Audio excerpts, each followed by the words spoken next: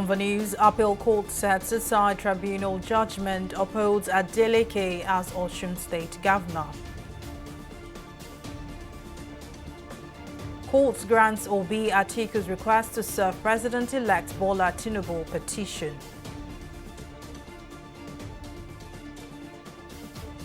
And Rivers APC accuses Governor Nyesom Wike of sponsoring electoral violence.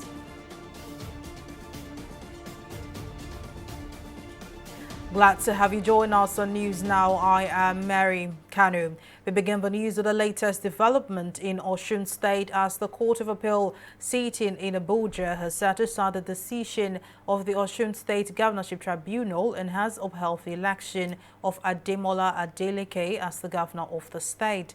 Following the governorship polls in the state, an election petition tribunal had sacked Adeleke from office, saying that the People's Democratic Party candidate did not score a majority of lawful votes during the July 16 governorship polls. However, in a unanimous agreement by a three-man panel led by Justice Mohammed Shuaibu, the Court of Appeal quashed the tribunal's judgment, gave its verdict to uphold Adeleke as the rightful governor of Osun State. Well, there are so many issues involved in this appeal. Some of the issues we won, a bit more of the issues we lost. Overall, we lost the appeal. But it's so interesting. We believe that as soon as we collect the various judgments, which are all more or less the same, by Monday we would study the judgment and then make our decision. But it's most likely, because of the very interesting nature of the decisions made, that the matter will not end here. The PDP as a political party won its appeal. Yep. INEC as an appellant before this Court of Appeal won the appeal. So the totality of the appeal presented before the Court of Appeal herein have succeeded, and the court has affirmed that Senator Ademola Adeleke remains the governor of Osun State. We are happy today that eventually we are able to get justice. We have always believed that the justice given by the lower court is best described as a judicial abortion. What this means is justice, judicial miscarriage. The judgment today is in conformity with the expectation of our people. It has really confirmed that our governor, His Excellency Governor Ademola Adeleke, actually and really won the July 16 election. The judgment today manifests not only justice, but the scholastic content of the judgment is certainly going to be edifying, because certainly the legal profession is richer for the judgment delivered today. The innovative and revolutionary provisions of the Electoral Act have received judicial adjudication today by the judgment as delivered today. The ruling by the Court of Appeal reinstating Ademola Adeleke as governor of Osun State has been generating various reactions, with legal experts and political analysts hailing the court's move as the right decision, calling on Adeleke to go to the Supreme Court for final judgment on the ruling. Legal expert Liberos Oshoma, who spoke in an interview with TV360 Nigeria, said the inconsistencies with the Court of Appeal's ruling and various judgments cannot be overlooked. What's left for Adeleke is, if he wants to see pursue the matter, he should go to Supreme Court. If you remember, the Court of Appeal, one of the reasons why election petition in governorship election was even, taken to the Supreme Court is consistent judgment coming from the Court of Appeal. Unlike before now, this would have been the end of the matter. In Wike's case, Wike got it at the tribe, was given judgment at the tribunal. Court of Appeal sacked him, and then the Supreme Court eventually, reinstated him. For Governor Makinde of Oyo State, I think he was at least also the same way. He got judgment at the tribunal, and the Court of Appeal sacked him, and it was at the Supreme Court that he eventually won. So it can still go either way depending on how the Supreme Court will eventually look at it. So I think the Yetola people might eventually, want to try their luck at the Supreme Court. But one very instructive thing, very funny, is the fact that the team representing Oyetola at the tribunal, what they are requesting, would be the opposite of what they will be defending at the presidential election. It's almost the same thing at the presidential election panel. Why the team that is representing, Adeleke, would be representing Labour at the tribunal and would be defending the opposite of what they are requesting for. But it's an interesting time, and we'll see how that would pan out. While still in legal matters, the Presidential Election Tribunal has ordered that President-elect Bola Tinubu be served with copies of petitions seeking to nullify his election through substituted means, ruling on separate ex parte motions filed by Peter Obi, candidate of the Labour Party, and Atiku Abubakar, candidate of the People's Democratic Party. A three-man panel of the court, led by Joseph Igie, directed that the petitions should be served on Tinubu through his political party, the All Progressives Congress. Both Atiku and Obi have asserted that the president-elect is deliberately avoiding the service of their petitions on him. The panel equally granted leave to the Allied People's Movement to also serve its own petition on Tinubu through substituted means. And rising from the March 18 governorship and State House of Assembly elections, the All Progressives Congress in Rivers State has accused the Independent National Electoral Commission (INEC) and security agencies of conniving with Governor Nyesom Wike to rig the elections in the state. At a press briefing in Port Harcourt, APC spokesman in Rivers State, Darlington Nwoju, said last Saturday's governorship and state assembly election were characterized by widespread violence which led to loss of lives.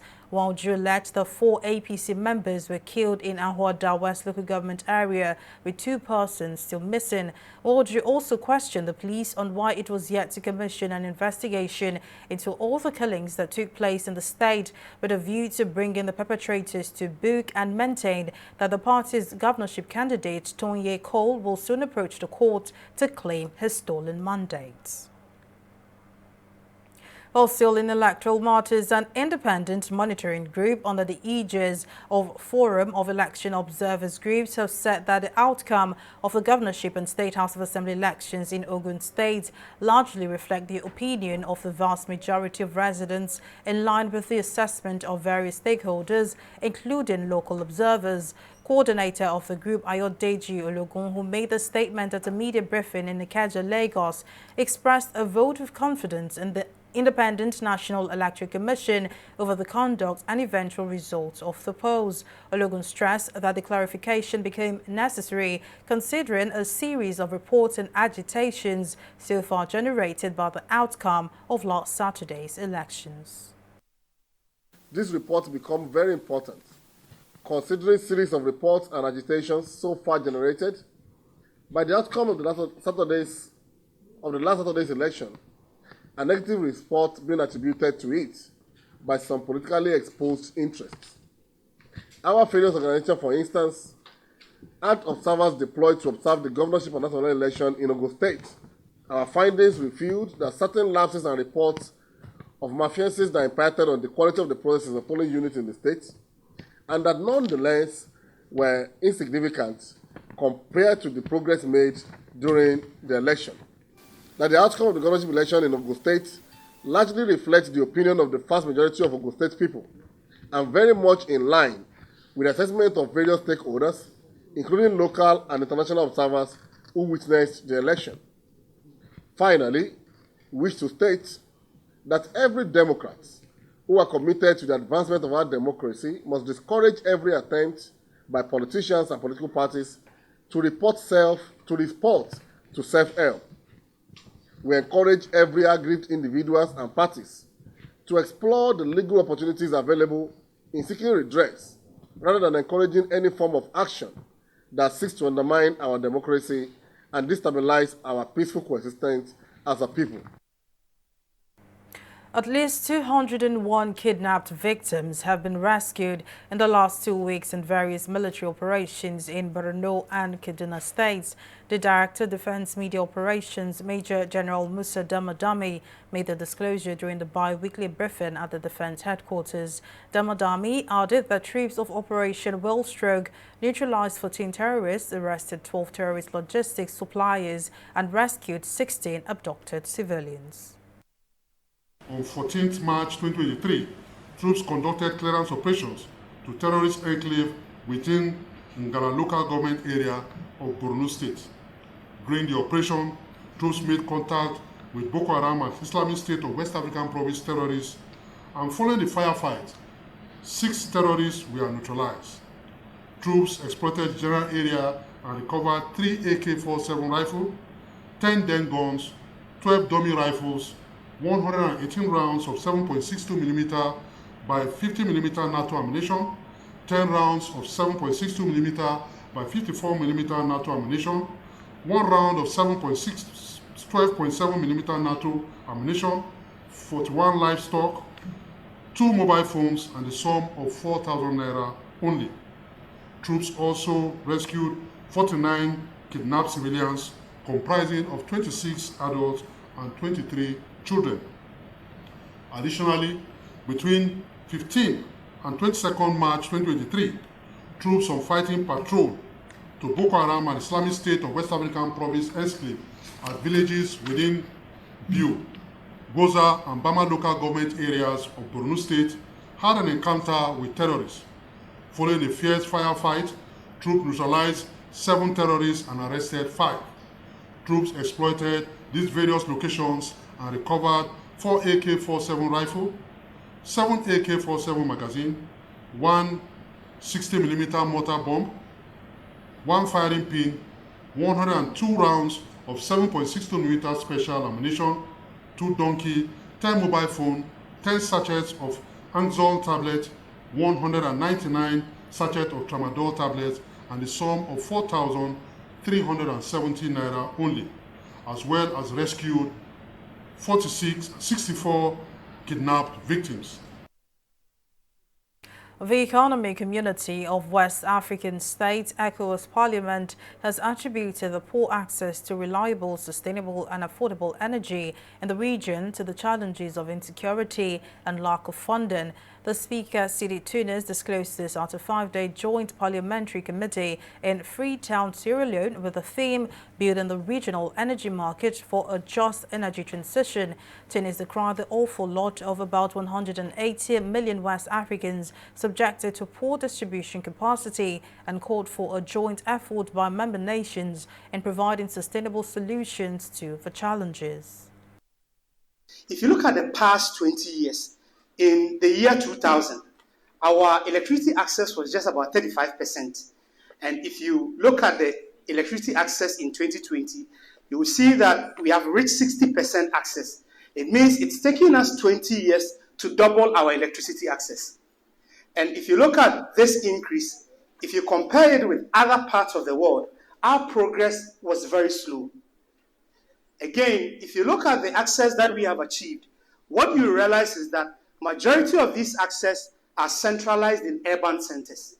So if you look at most of the ECOWAS member countries, only 3 ECOWAS member states, that is Ghana, Cote d'Ivoire, and Cape Verde, have been able to achieve over 50% electricity access in their rural communities.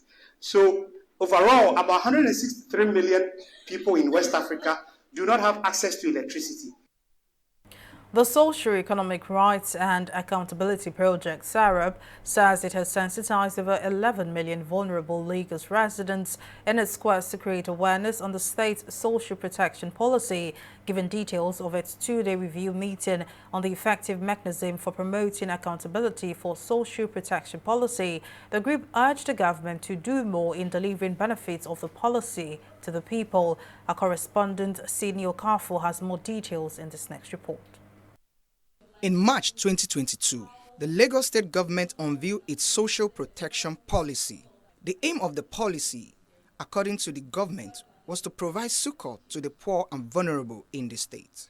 But roughly a year after, A human rights group, Socio-Economic Rights and Accountability Project, SERAP, says the policy has not met its desired targets. Speaking at the meeting to review the effective mechanism for promoting accountability for social protection in Lagos State, the group says it was able to reach over 11 million residents in its sensitization drive. We have reached over 11 million people in the state as a result of our radio campaign. And there was even a time that we were getting more than 60 calls a day, but at the time it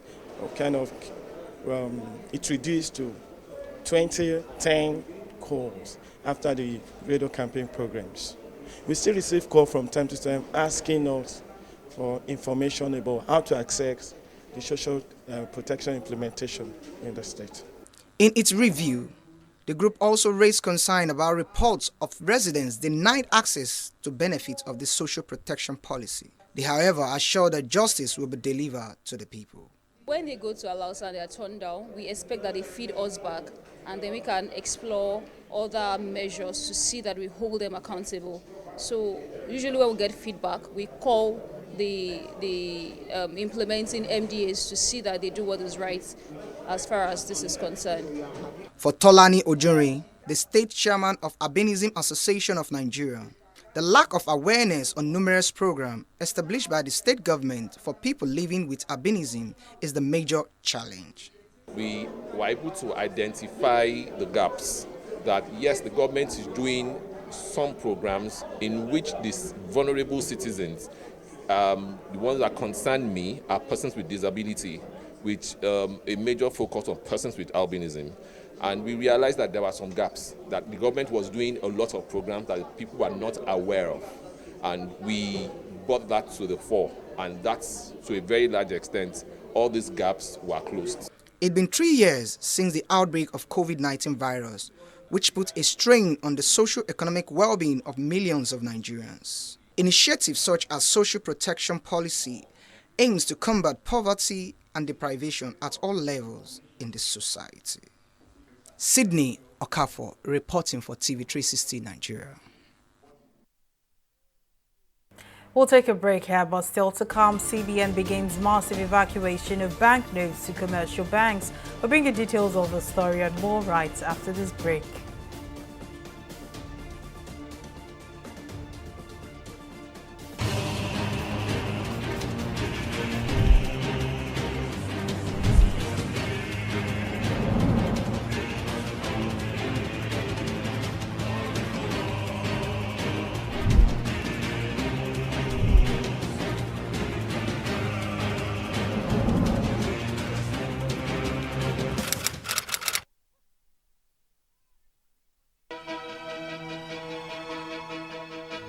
Opinions are free, facts are sacred, but truth is universal. How, in practical terms, can we, for instance, de-escalate the tension? President must see himself as the President of the Federal Republic. We know where the enemy is. 3 places, the Lake Chad Basin, the border area between Nigeria and Cameroon, and then the Sambisa Forest. On Digi360, we give you a complete dose of everything. Opinion, facts and undiluted truth. I hardly believe what politicians have said in this part of the world. A new Nigeria is possible, a future is possible. We delve into the issues, dissect it so that you can understand it, use it to take action. I don't think there's any need for any governor to look for grant for ranching. Digi360, dissecting the issues. Welcome back. Here's a recap of our top stories tonight. The Court of Appeal sitting in Abuja has set aside the decision of the Osun State Governorship Tribunal and has upheld the election of Senator Ademola Adeleke as the governor of the state. The appeal court panel revoked the tribunal's order which directed that the certificate of return be withdrawn from Adeleke and issued to his predecessor and All Progressives Congress candidate Boyega Oyetola. We also told you that the Presidential Election Tribunal has ordered that President-elect Bola Tinubu be served with copies of petitions seeking to nullify his election through substituted means. Ruling on separate ex-parte motions filed by Peter Obi, the candidate of the Labour Party, and Atiku Abubakar, candidate of the People's Democratic Party, a three-man panel of the court led by Joseph Ikie directed that the petitions should be served on Tinubu through his political party, the All Progressives Congress. Well, in case you missed any of the news bulletin or for more updates, you can catch us on Limex World TV or log on to our website on www.tv360nigeria.com. You can also follow us on our social media platforms on Twitter, Instagram and YouTube at TV360 Nigeria. On Facebook, we're at TV360 Online.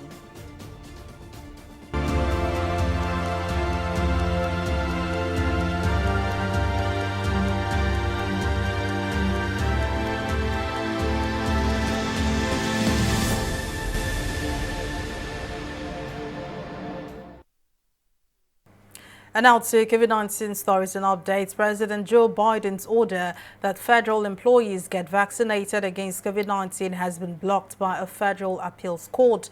The Fifth U.S. Circuit Court of Appeals in New Orleans rejected arguments that Biden, as the nation's chief executive, has the same authority as the CEO of a private corporation to require that employees be vaccinated. The ruling from the full appeals court, 16 full-time judges at the time the case was argued, reversed an earlier ruling by a three-judge Fifth Circuit panel that had upheld the vaccination requirement. We'll go on a break and return with business updates, so stay with us.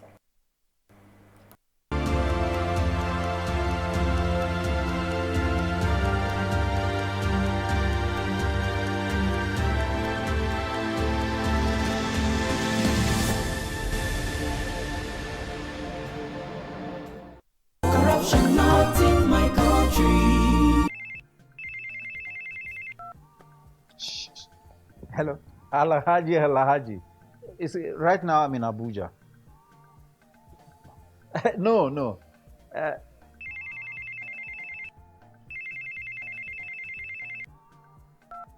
Hello, Adamu. Right now I'm in Kano. Yes.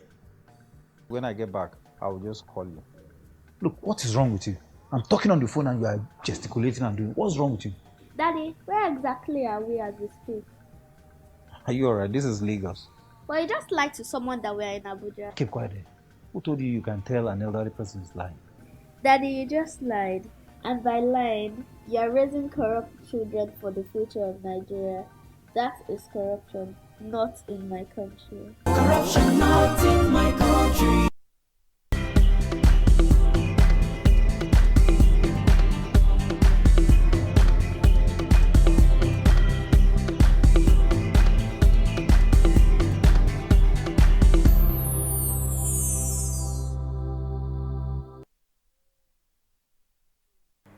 Welcome back. It's time for business news and stock market report with Folashade Ogorinde. Folashade, over to you.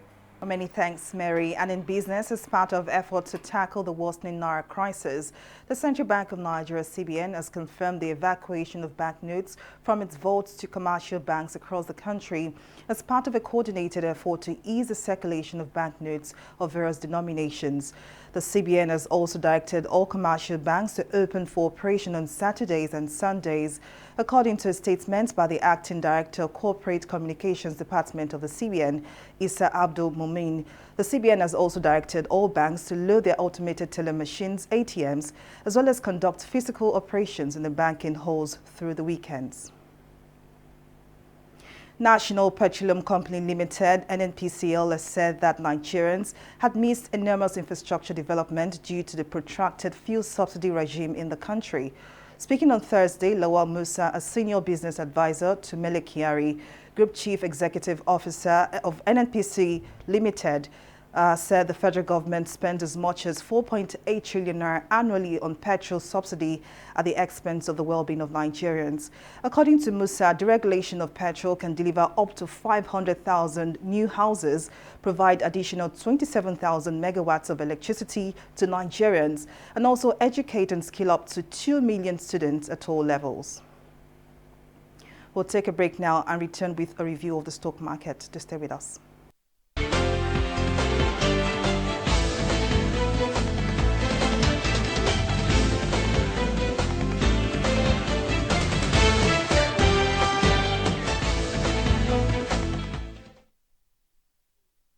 Market performance took a bearish trend at the end of the last week day of trading on the Nigeria Stock Exchange, leaving the all-share index at 0.06% and market capitalization at the 29.9 trillion naira mark.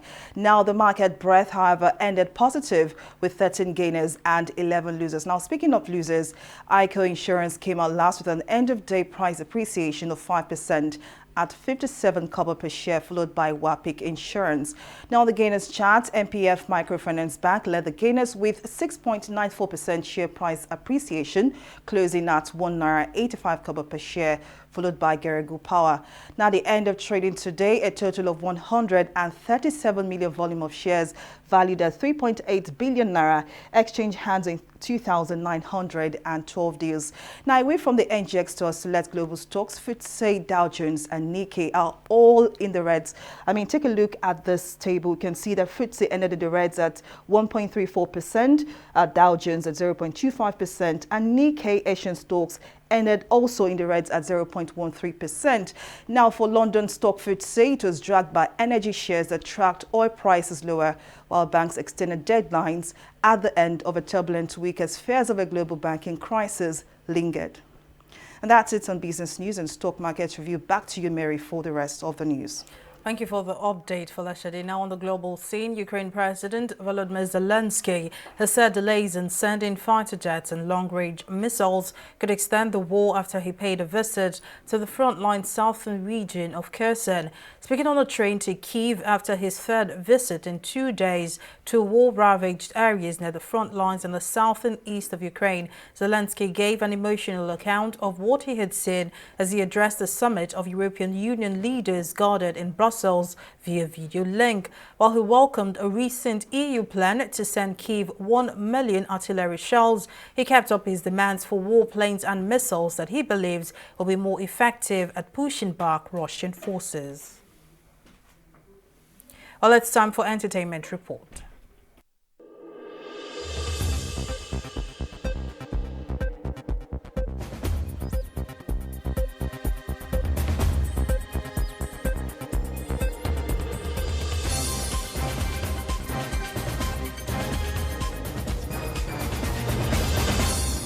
Popular international Afrobeat musician Davido has announced the release of his highly anticipated album.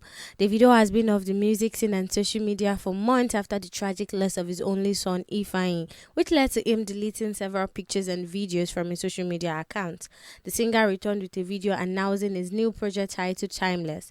The album, which would be his first studio album, will be released on 31st of March.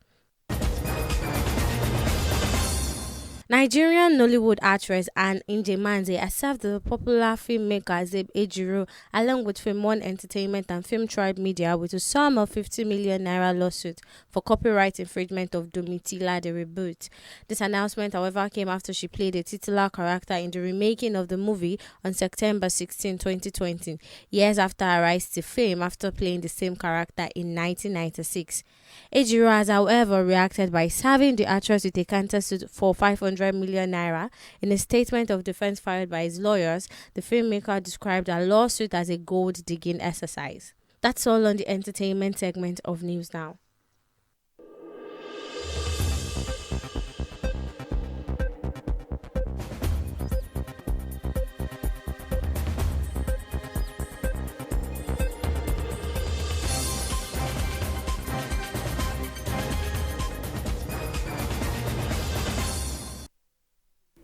And now in sports, Guinea-Bissau has stunned the Super Eagles of Nigeria by a lone goal in a 2023 Africa Cup of Nations qualifier at the Moshood Abiola National Stadium in Abuja. A 29th minute goal was all the visitors needed to shock the 2013 AFCON winners on home soil and hand them a famous victory. With 2 previous wins from 2 matches, the Eagles were looking to stretch their lead in Group A. The second leg of the match between both teams is scheduled for March 27 at the Estadio 24 in Bissau. And that's the size of a news bulletin. Thank you for watching. I am Mary Kanu.